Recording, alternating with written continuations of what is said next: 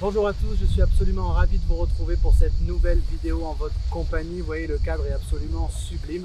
Je voulais vous le partager et je voudrais vous partager aujourd'hui d'une dimension sur laquelle beaucoup de conseillers immobiliers m'interrogent, qui est la dimension de la concurrence. Mais avant de parler concurrence, je vous rappelle que vous pouvez télécharger mon guide avec ma stratégie en 8 étapes pour générer un flux constant de prospects vendeurs qualifiés.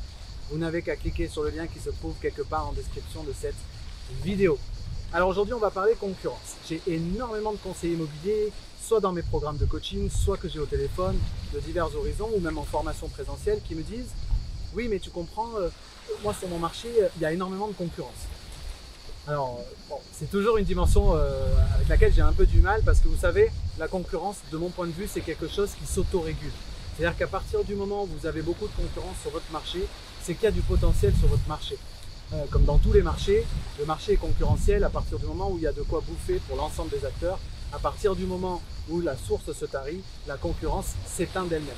Donc vous avez la concurrence qui va avec le potentiel de votre marché. Vous savez, j'habite sur la Côte d'Azur et il y a environ 600 agences immobilières sur la ville de Nice. J'ai travaillé récemment sur une autre commune de 30 000 habitants qui s'appelle Menton, dans laquelle il y avait plus d'une centaine, 100 ou 150 agences immobilières. Et vous voyez, donc, mais cette concurrence n'est pas gênante dans la mesure où elle est vraiment directement liée au potentiel qui se trouve sur le marché. Par contre, le problème auquel les conseillers immobiliers sont souvent soumis, c'est moins le problème de la concurrence que le problème de la différenciation. Qu'est-ce qui finalement différencie un conseiller immobilier d'un autre conseiller immobilier sur son territoire? Qu'est-ce qui différencie tel réseau immobilier de tel autre réseau immobilier? Et je vais aller plus loin, qu'est-ce qui différencie tel conseiller de tel autre conseiller d'un même réseau? Parce que parfois vous êtes quasiment en concurrence avec des conseillers de votre propre réseau, notamment parmi certains réseaux de mandataires. Et du coup, la question de la concurrence, c'est simplement une question de différenciation. Quelle est votre proposition unique de valeur? Qu'est-ce qui vous rend unique en tant que conseiller immobilier? Vous le savez, je vous le dis régulièrement, vos vendeurs s'en fichent de vos services. Vos vendeurs n'en ont rien à cirer de l'enseigne pour laquelle vous travaillez. Ce qu'ils achètent, c'est vous. C'est vous en tant que conseiller immobilier et tout votre savoir-être, votre savoir-faire bien sûr, et tout ce que vous allez pouvoir apporter d'un point de vue émotionnel dans l'accompagnement du projet. Et c'est ce travail-là que je vous invite à réaliser. Qu'est-ce qui fait que je devrais confier un mandat exclusif à Jean-Paul plutôt qu'à Mireille? Ça, c'est une vraie question.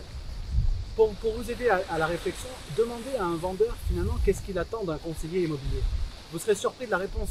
Un vendeur ne va jamais vous répondre « J'attends un conseiller immobilier qui utilise un drone, une visite virtuelle ou qui travaille pour tel réseau ». Le vendeur va vous répondre « Je veux quelqu'un de réactif, de disponible, d'honnête, qui soit dans l'accompagnement, dans l'écoute, quelqu'un qui respecte ses engagements ». C'est ça qu'un vendeur met en valeur, c'est ça qu'un vendeur recherche chez vous, c'est aussi ce savoir-être. Et ce sont des choses que vous omettez très souvent de mettre en valeur quand vous exposez ce qui fait votre différence. Faites ce travail sur vous. Qu'est-ce qui vous différencie d'un autre conseiller immobilier? Pourquoi vous? Qu'est-ce qui vous anime? Pourquoi vous faites ce métier? Ce sont des choses que vous devez également transmettre à un vendeur. Voilà une dimension très importante que je voulais partager avec vous sur cette dimension finalement de valeur ajoutée qui vous est propre et qui vous différencie d'un autre conseiller immobilier. Puis le dernier conseil que je voulais vous donner sur le plan de la différenciation, c'est le fait de se nicher.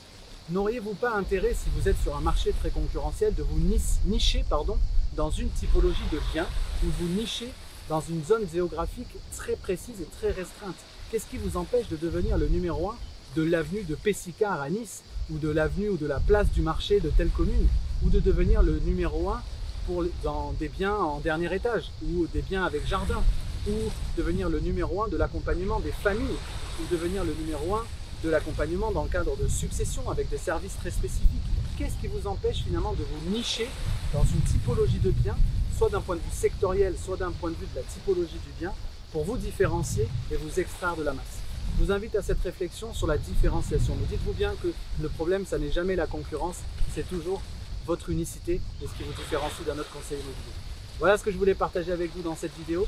J'espère qu'elle vous a été utile. Si elle peut servir un de vos confrères ou de vos collègues, n'hésitez pas à la lui partager, à la liker et bien évidemment à vous abonner à cette chaîne YouTube si vous voulez recevoir automatiquement toutes mes prochaines vidéos.